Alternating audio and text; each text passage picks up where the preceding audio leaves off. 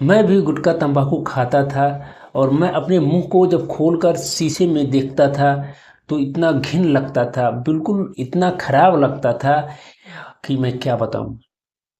अंदर की ये सब मांसपेशियां, जबड़े की, वे सब बहुत ही ज़्यादा अंदर से गल जाती हैं गुटखा तंबाकू खाने की वजह से। और ये गलते गलते एक समय ऐसा आ जाता है कि जब आप असीमित मात्रा में गुटखा तंबाकू का सेवन करते हैं तो यहाँ की जो एक जो हड्डियां हैं जहाँ से हमारा मुंह खुलता है, ये चीज़ जो है धीरे धीरे इतना सिकुड़ने लगता है, इसमें इतनी हार्डनेस आ जाती है कि हमारा मुंह पूरा नहीं खुलता है। इतना आप फैलाएंगे तो यहाँ पर दर्द महसूस होगा। इसकी फ्लेक्सिबिलिटी जो है, इसका लोचपन जो है, वो धीरे धीरे चला जाता है। जब मैं चाहकर भी गुटखा को नहीं छोड़ पा रहा था तो मैंने तंबाकू का सेवन शुरू किया और फिर मैं तंबाकू जो चूना मिलाकर रगड़ कर खाई जाती है खैनी, उस खैनी को खाने लगा और इस तरीके से ये सिलसिला जारी रहा। कई सालों तक मैंने खैनी का भी सेवन किया, जिसे तंबाकू कहा जाता है या सुर्ती कहा जाता है। इस चीज़ को भी मैंने खूब खाया, दिन रात हमेशा खाता था, मुंह में हमेशा पड़ा रहता था। तो गुटखा से मेरे मुंह के अंदर की ये मांसपेशियां जो बहुत ही गल जाती हैं और कठोर हो जाती हैं, थोड़ा इसका असर कम हुआ। मैंने अब इन सब चीज़ों को छोड़ दिया है। अब मुझे ऐसा लगता नहीं है। जब भी मैं सोचता हूँ कि क्या मेरा अभी खाने का मन है, कोई ज़बरदस्ती नहीं है, मैं खुद को ज़बरदस्ती इन सब चीज़ों को नहीं छोड़ा हूँ और मुझे वो सही तरीका पता चल गया जिस तरीके से हम गुटखा और तंबाकू को, यहाँ तक कि दारू शराब, इन सब चीज़ों को हमेशा के लिए छोड़ सकते हैं। अगर आप भी गुटखा तंबाकू छोड़ना चाहते हैं तो चैनल को अभी सब्सक्राइब कर लीजिए और मैं जल्दी ही वो वीडियो अपलोड करूँगा जिसमें मैं बताऊंगा कि आप कैसे गुटखा को, तंबाकू को, अगर या दारू या शराब की भी लत है तो उससे भी आप बाहर कैसे निकल सकते हैं। एक दो दिन, एक दो महीना, 6 महीने के लिए नहीं, बिल्कुल हमेशा के लिए आप कैसे इन सब चीज़ों से बाहर निकल सकते हैं। अधिकतर लोगों का जीवन बर्बाद करके रख दिया है गुटखा, तंबाकू, शराब ने। और अगर आप छोड़ना चाहते हैं, क्योंकि अक्सर वो लोग छोड़ना ही चाहते हैं जो लोग गुटखा तंबाकू का सेवन करते हैं, लेकिन क्या करें, मजबूरी है, छोड़ नहीं पाते हैं। लाखों कोशिशों के बाद भी वे छोड़ नहीं पाते हैं, चाहते तो ज़रूर हैं।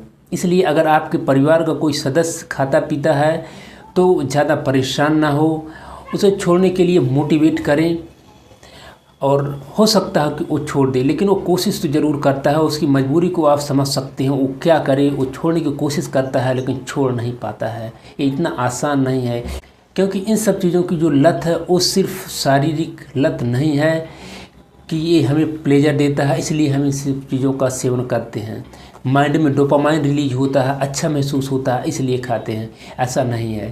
ये हमारे सबकॉन्शियस माइंड में भी डीपली रूटेड हो जाता है और हम चाह करके भी इन सब चीज़ों को नहीं छोड़ पाते हैं। अगर गुटखा, तंबाकू, बीड़ी, सिगरेट, इन सब चीज़ों को खाने की वजह से आपके मुंह के अंदर की मांसपेशियां बिल्कुल सख्त हो गई हैं, बिल्कुल हार्ड हो गई हैं, तो आप उनको कैसे ठीक कर सकते हैं?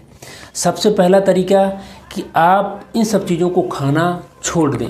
अगर आप गुटखा खाते हैं, असीमित मात्रा में खाते हैं, या तंबाकू खाते हैं और असीमित मात्रा में खाते हैं, हमेशा दिन भर आपके मुंह में गुटखा या तंबाकू रहता है, तो आप इन सब चीज़ों को छोड़ दें। अगर अभी छोड़ नहीं पा रहे हैं तो आप कम से कम इनको सीमित मात्रा में इस्तेमाल करें।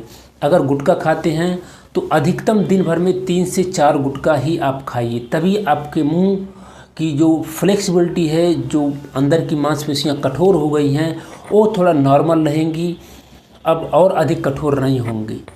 लेकिन अगर आप तंबाकू खाते हैं तो तंबाकू भी 3-4 बार से अधिक ना खाएं।